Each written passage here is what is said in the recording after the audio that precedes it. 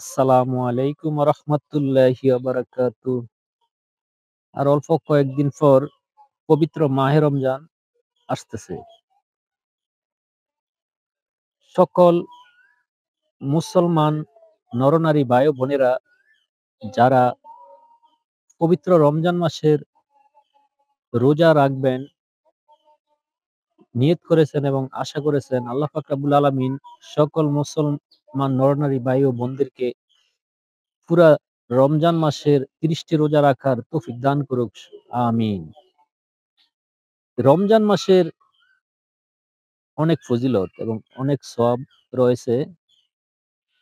রমজান মাসে মহান আল্লাহ পাক রব্বুল আলামিন 8টি জান্নাতের দরজাগুলো খুলে দিয়ে দেন এবং জাহান্নামের 7টি দরজা বন্ধ করে দেন এবং সকল শয়তানদেরকে শিকল দিয়ে তালা মেরে বন্ধ করে রাখেন, যাতে কোনো দিকে না যেতে পারেন।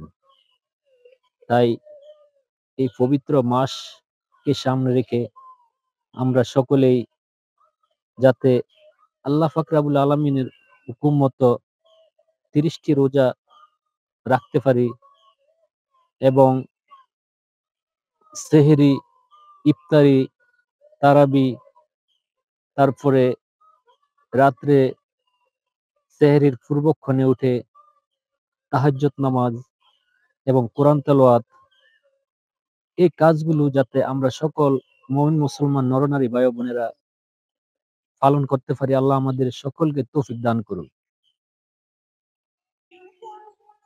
আমিন। ওয়া আখিরু দাওয়ানা আলহামদুলিল্লাহি রাব্বিল আলামিন। আসসালামু আলাইকুম ওয়া রাহমাতুল্লাহি ওয়া বারাকাতুহু।